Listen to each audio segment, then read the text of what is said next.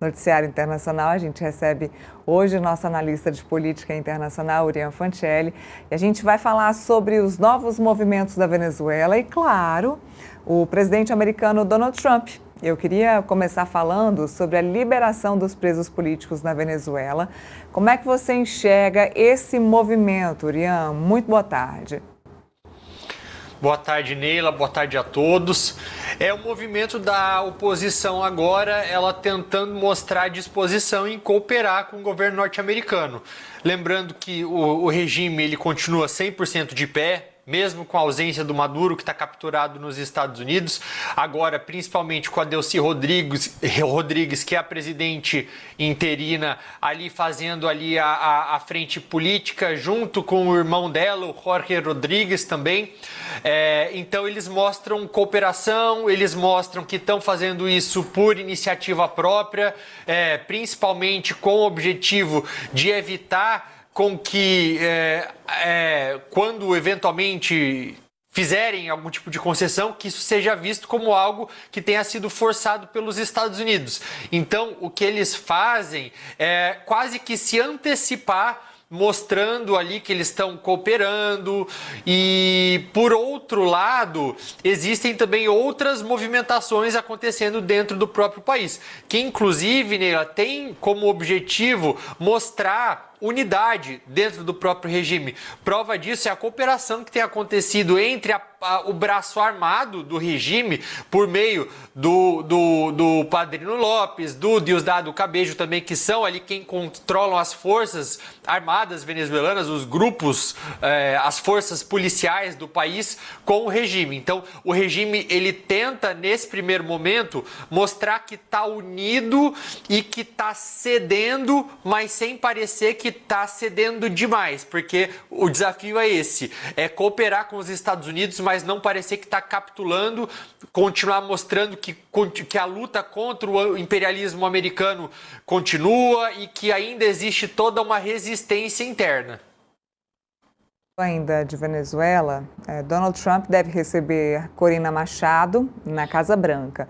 Tudo isso após dizer que ela não seria querida, não seria respeitada, não teria poder pela população venezuelana caso ela fosse uma das escolhidas aí para liderar o país venezuelano, mas será recebida lá na Casa Branca. Qual o motivo dessa visita lá no Salão Oval? Se é que vai ser no Salão Oval.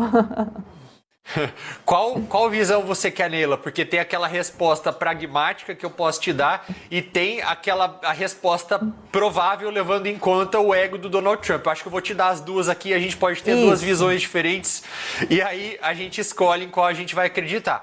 A versão pragmática para essa explicação diz o seguinte, que a Maria Corina Machado, ela ao longo da sua luta pela democracia na Venezuela, como símbolo da oposição, ela acabou fechando qualquer tipo de possibilidade de fato, ajudar em uma possível, eventual transição em algum momento.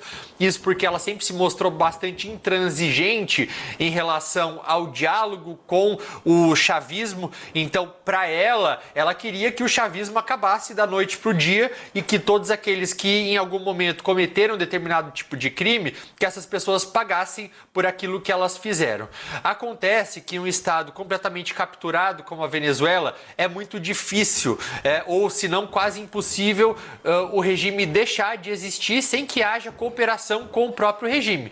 Então, o governo norte-americano, ele teria enxergado isso, inclusive a pedido da própria CIA, teria passado a apoiar a Delcy Rodrigues, vice-presidente, para que ela mantivesse o mínimo de controle do Estado venezuelano para que tudo não colapsasse. Então, essa seria a primeira explicação, porque que existe o apoio não a Maria Corina Machado e sim ao atual regime, né?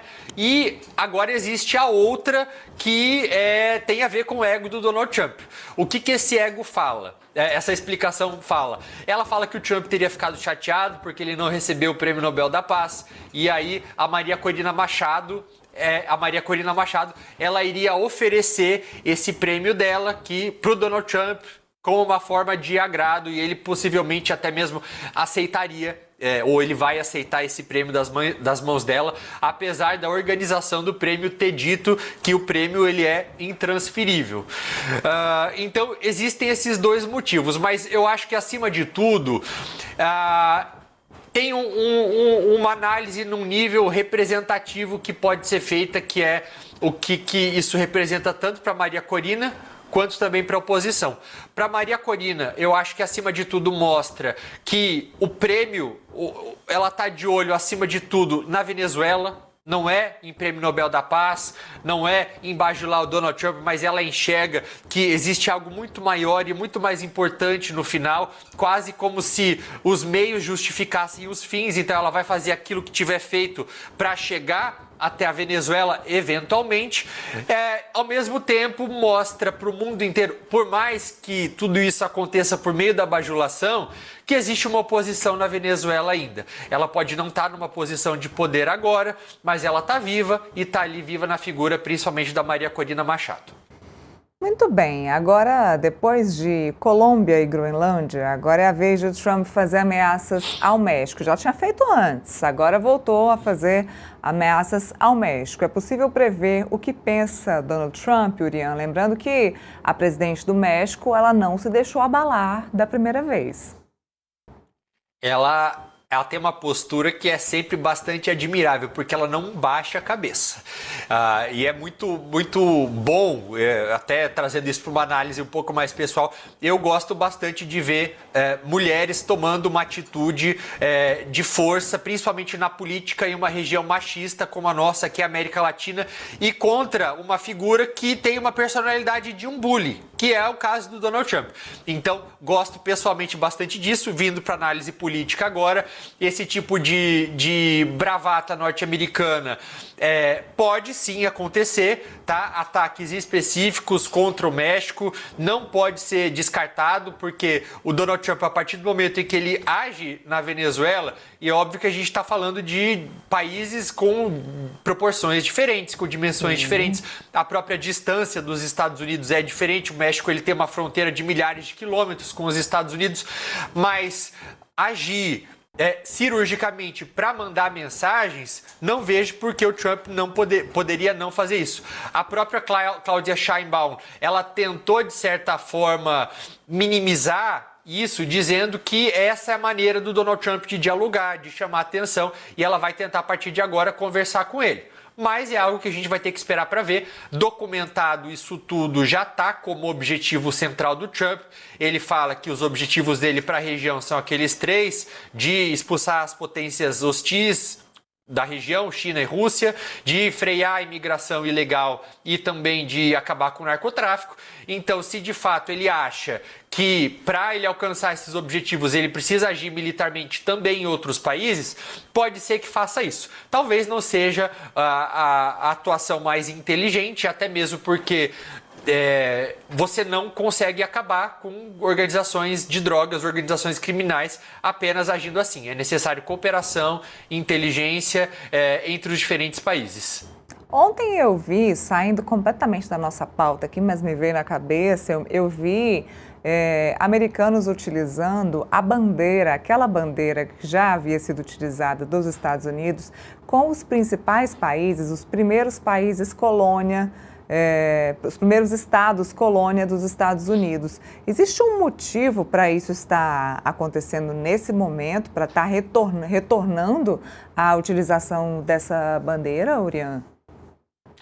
Então, algo que tem sido adotado principalmente pelos movimentos mais à direita radical norte-americana, e é um momento no qual o mundo, não apenas Estados Unidos ou América Latina, mas ele passa a discutir esse conceito de neoimperialismo, com isso que tem sido as tais das zonas de influência que o Donald Trump tem ajudado a dividir o mundo. Então, ele fala da doutrina Monroe, de uma releitura dessa doutrina Monroe, que agora chamam de doutrina Doral, na qual os Estados Unidos seriam responsáveis pela região, por todas as Américas. Isso iria lá de cima da Groenlândia até no sul, ali da América do Sul também. Então, o resgate dessa bandeira que remete ao imperialismo, ao colonialismo, ele tem esse significado bastante forte no sentido de defender justamente essa ideia de atuação norte-americana dessa maneira.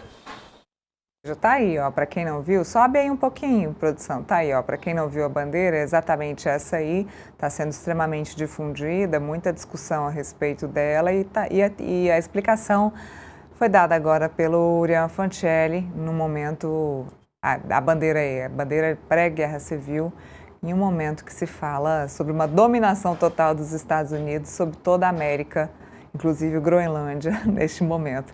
Enfim, mais um delírio de Donald Trump, assim eu espero. Bom, queria me despedir do Urian. Urian, muito obrigada mais uma vez. Nos falamos muito essa semana, muito assunto internacional. Semana que vem não deve ser diferente. Já te desejo um excelente final de semana e até semana que vem.